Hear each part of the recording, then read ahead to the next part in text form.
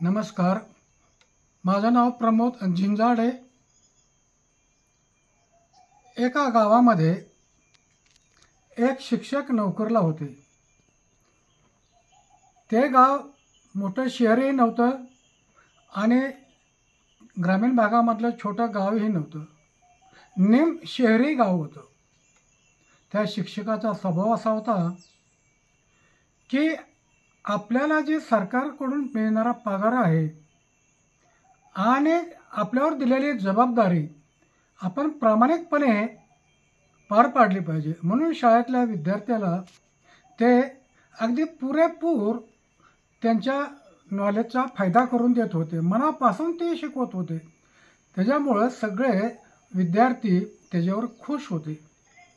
ज्या गावामध्ये ते काम करत होते, ज्या गल्लीमध्ये ते राहत होते, त्या गल्लीतल्या लोकांना मात्र पुढाऱ्यांना दर महिन्यातून एक थोर पुरुषांची जयंती, पुण्यतिथी, स्वतःचा वाढदिवस, त्यांच्या नेत्याचा वाढदिवस असा साजरा करण्याची त्यांना सवय. आणि मग ते गावातील कर्मचारी वर्ग असतील, छोटे मोठे व्यापारी असतील, त्यांच्याकडून ते वर्गणी गोळा करत असे. आता नवीनच शिक्षक आल्यामुळे ह्यांना काय माहिती नाही. ह्यांना त्या पुढाऱ्यांनी बोलावणं पाठवलं आणि त्यांना भेटायला गेले.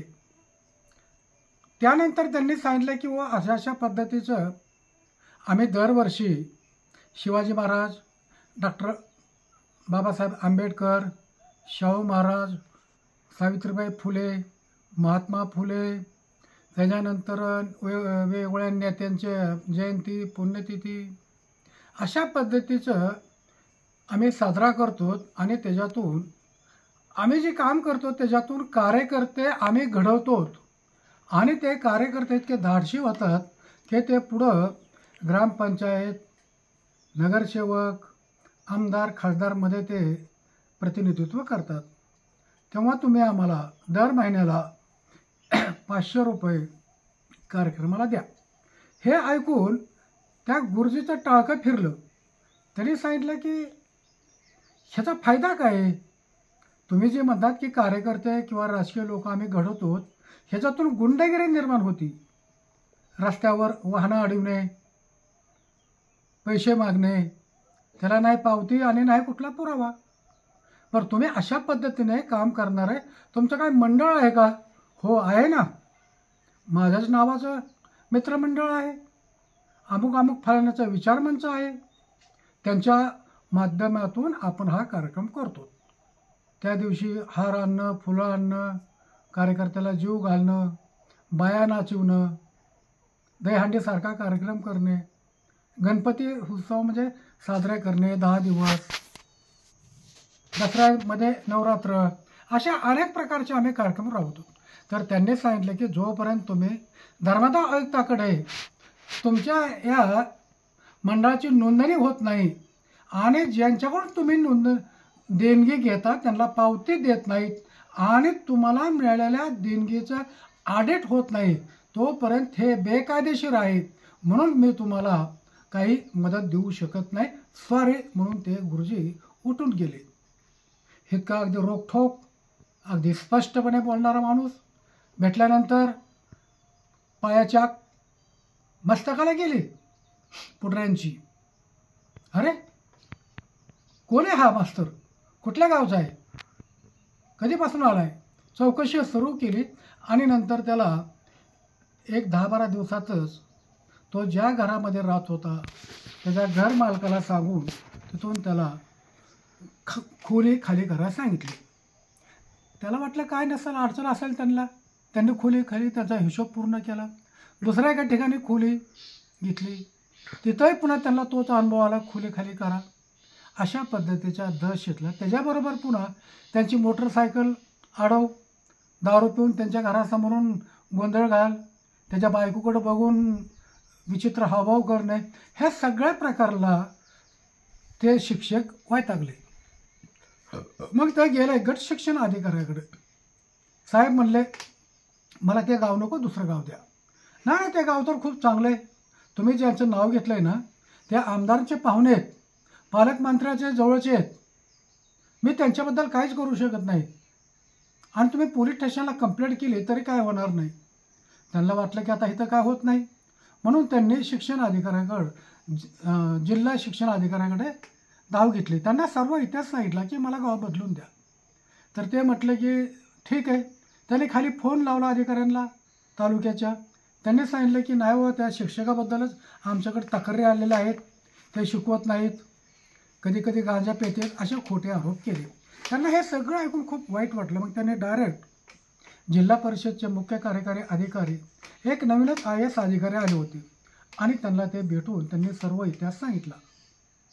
त्यांनी सांगितलं की सर, मला असं गाव द्या की ज्या गावामध्ये मुलं शाळाबाह्य आहेत, त्या गावामध्ये लाईट नाही, जायला रस्ता नाही, लोक अडाणी आहेत, म्हणजेच शिकलेले नाहीत, आणि आदिवासी असेल, डोंगराळ असेल तरी चालेल, पण मला जे नॉलेज आहे, मी जे पगार घेतो त्याचा मला मोबदला प्रामाणिकपणे द्यायचा आहे.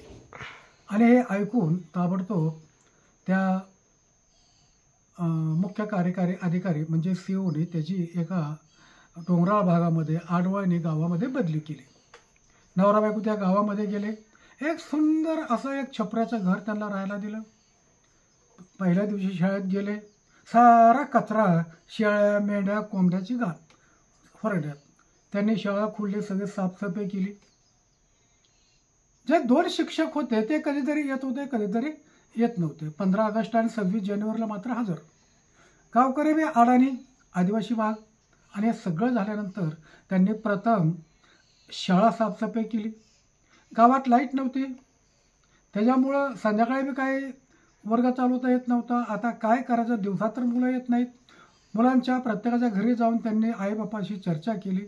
तर मुलं जंगलामध्ये जातात, गुरंढोरं घेऊन जातात, कुठं डिंक आणायला जातात, मध खायला जातात, अनेक प्रकारचं कुठं शिकारीला जातात. आणि मग त्यांनी हळूहळू काय करावं काय नाही म्हणून संध्याकाळी अभ्यास करायला आणि दिवसा शाळेत येण्यासाठी त्यांनी एक स्वतःच्या खर्चाने काही वह्या, काही पुस्तकं, पाटी पेन्सिल आणली आणि त्यांनी जे मुलगा शाळेत येतील त्यांना ते दिलं. आणि हळूहळू मुलं वाढायला आली. त्याच्यानंतर त्यांनी लाईट नाही म्हणल्यानंतर संध्याकाळच्याला अभ्यास करण्यासाठी त्यांनी विद्यार्थ्यांना एक छोटेसे सौर ऊर्जावरचे खंदील आणले आणि त्यांनी पहिल्यांदा जे मुलं येतील त्यांना दिलं. ते सौर खंदील बघून गावातली सगळीच मुलं पुन्हा दररोज शाळेत यायला लागली. आणि नंतर गुरुजीला आनंद झाला. गुरुजीने हळूहळू पूर्णपणे त्यांना शिक्षण दिलं. दुसरे जे एक शिक्षक होते ते त्यांना माझे कशाला एवढा त्रास देता, कशाला गावात राहता, अपडाऊन करा, तिथं तुम्हाला खोली बघतो. त्याने सांगितलं की नाही, माझा पिंड आहे, मला मुलांची सेवा करायची, गावाची सेवा करायची. अशा पद्धतीने त्याने काम चालू केलं. हळूहळू मुलांची उपस्थिती वाढली. पालक लोकांना बरं वाटायला लागलं.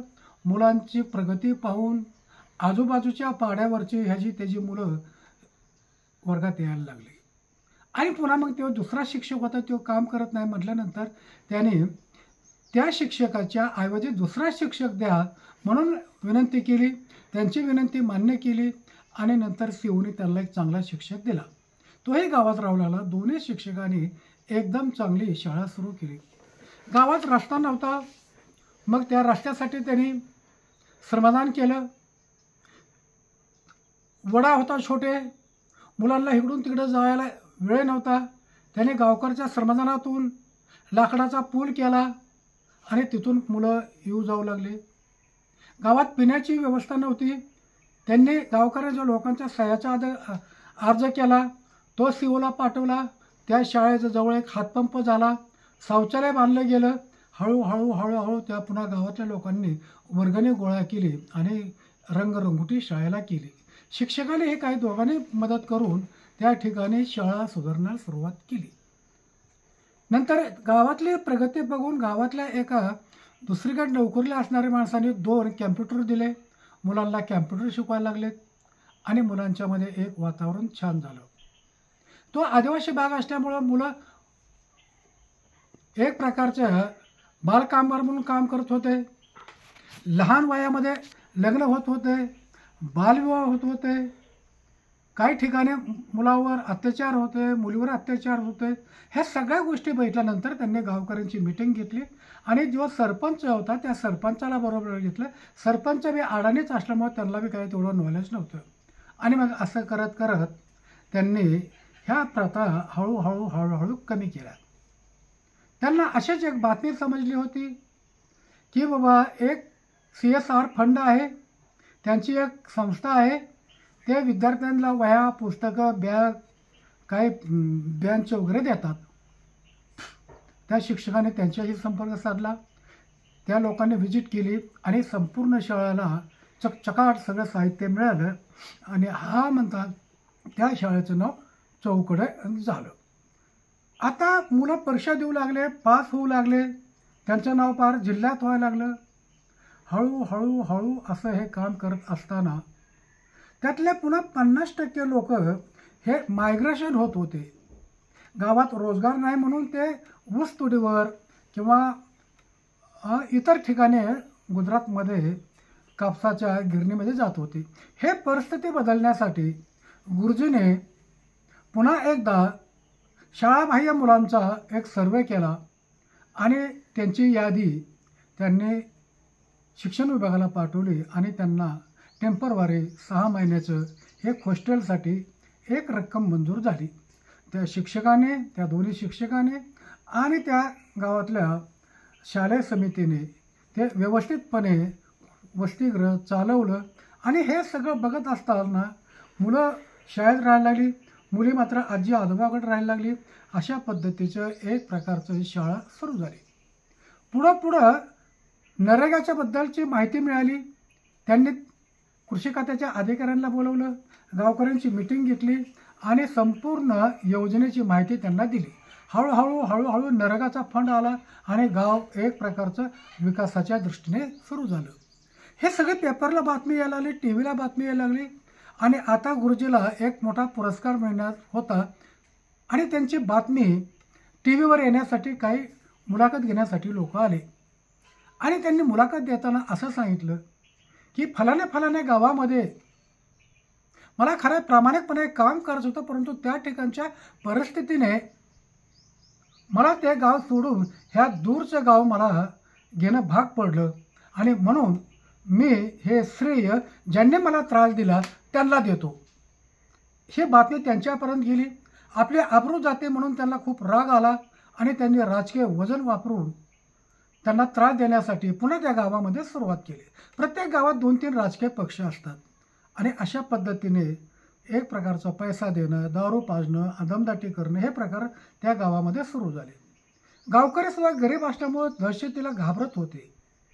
आणि असं होत असतानाच त्यांना आता पुरस्कारासाठी त्यांना जिल्ह्याच्या ठिकाणी जायचं होतं.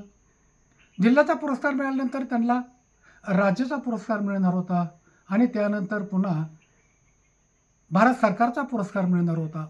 आणि हे ज्यांनी त्रास दिला आणि जे शिक्षक त्यांच्या विरोधामध्ये होते त्यांना हे आवडत नव्हतं. त्यांनी तिकीट काढलं नवरा बायकोचं. बायको माहेरला गेली. गुरुजी पुन्हा तर दुसऱ्या दिवशी जाणार होते पुरस्कारासाठी, पण नेमकं काय घडलं माहीत नाही.